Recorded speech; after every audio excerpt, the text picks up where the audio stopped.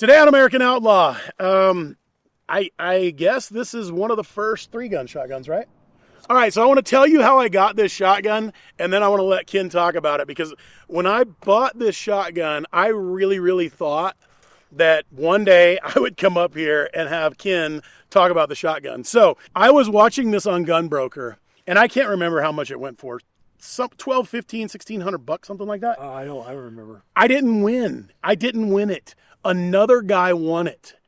And I was like, crap.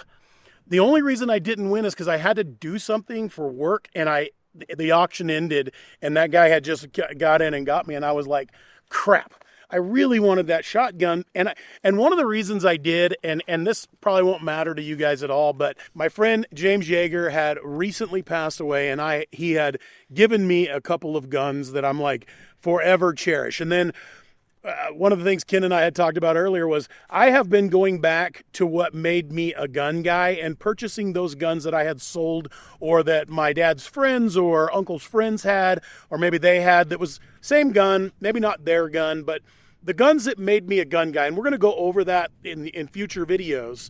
But Ken Hackathorn actually made me a gun guy, and he hadn't even met me.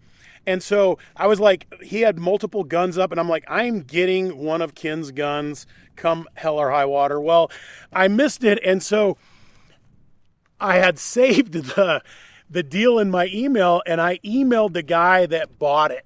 And I was like, hey, dude, I messed up and didn't buy that. Congratulations. If you ever want to sell it, please let me know. And he emailed me back, and he's like, dude, I want to sell it. It wasn't what I thought it was going to be. I wanted like a Benelli M2 for shooting 3-gun today. And he was like, make me an offer. And so what I did was I figured out like what the offers would be. So I think I paid him $1,700 or $1,800, and I was like shipping and everything. And he said, yes. It came with a letter from you and some chokes. And I've shot it. You guys have seen a couple of videos I did. And, it's a Model 1100 trap, but I'm getting to do something that was really cool, is come up here and film it with Ken. So Ken, tell me the history of this shotgun. Well, interestingly enough, and I don't know when it was, a long time ago, there was an NRA show in Salt Lake City, and I was then on the staff of Soldier Fortune magazine. And Colonel Bob Brown, typical Brown, rented a suite at a hotel downtown, nice suite, and then he invites everybody to come and stay. And I flew in for the show, stayed with him in that suite with like the bar scene in Star Wars. And we were talking, my buddy Dick Thomas was there, the guy, one of the founders of IPSC. And during one of the conversations, Bob said, I really like to do a Soldier Fortune convention. Kind of like get the people in a lot, like kind of the ex-Vietnam crowd that a lot of them feel somewhat left out in society. Kind of get that crowd that I have attracted with Soldier Fortune magazine together and have a convention, but I don't know how to do it. Well, Dick Thomas and one of his buddies had just invested in buying some land and built a range in Columbia, Missouri called the Ray Chapman Range.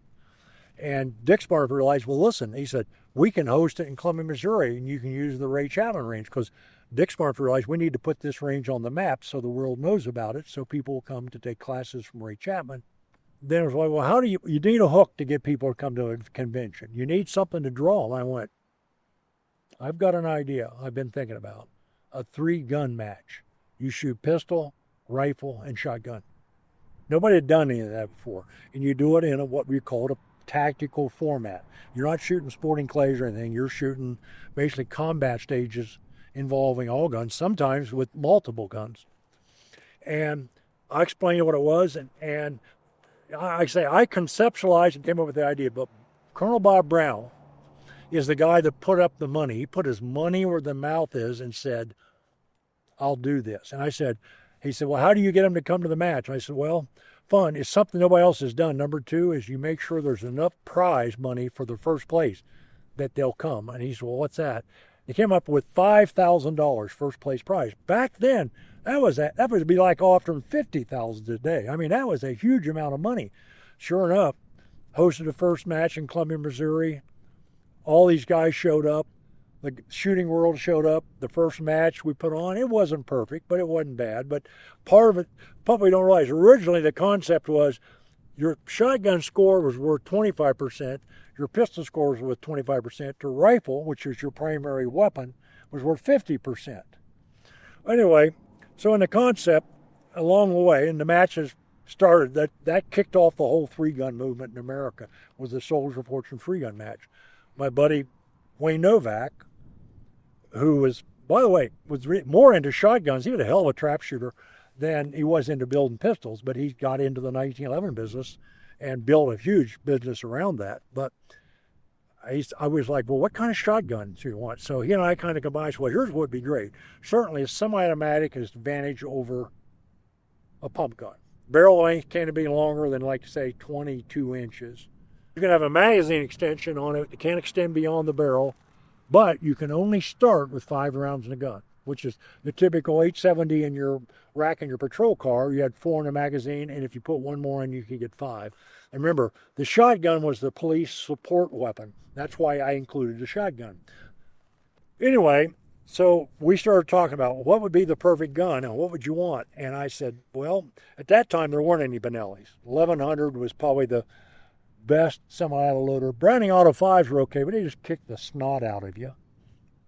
And they were pretty pricey. So he had an 1100 trap gun. That's where the receiver came from. And the barrel, we cut the barrel off. He put choke tubes, rim chokes, if I remember correctly. I'm not sure. Mm-hmm. And, okay, we're going to do bead sights. He did the ray bar front. That's a Remington riot gun, 870 military magazine extension.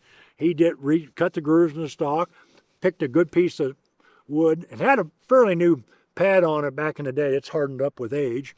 This was fairly new on the market.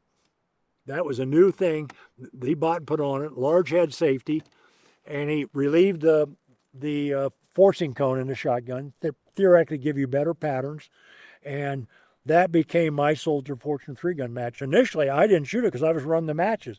I loaned it out. Wayne had what he called Team Novak. Team Novak on the Team side. Novak on the side. This was the shotgun everybody in Team Novak used. And when I finally turned over running the match to Mike Horn, then I started shooting. I was on Team Novak. And we took one gun. That's what everybody used. And whether you're shooting slugs or buckshot or birdshot, it worked great. It was a great gun. Fast to load with this system. If you shot it. They're pretty soft shooting guns. Yeah, it's a great shotgun. Yeah, and I had it for years. It's set in my gun safe. I don't shoot shotgun much anymore. I don't shoot 3-gun. I don't shoot competition at all. And finally, when I started selling guns, I realized, hey, time to start thinning the herd. I started looking at guns I don't use anymore. And I thought, it's a cool gun, and somebody will dial in on it, and it'll sell on Gunbrook. And it did. And I didn't know you were the guy that ended up with it. And that's an interesting story how it happened, but kind of a piece of history. Yeah. And early on, this gun became kind of the format that everybody wanted to copy. In Soldier Fortune 3-gun. This kind of became the gun. And really stayed that way until the Benelli showed up. The first Benelli M2s kind of took over that reign that the 1100s had. I think I put a modified choke on it and left it for everything. I haven't changed it since I think it is the modified choke, and I haven't changed it. I know it says trap, and it's a 3-gun gamer gun, but I leave it loaded.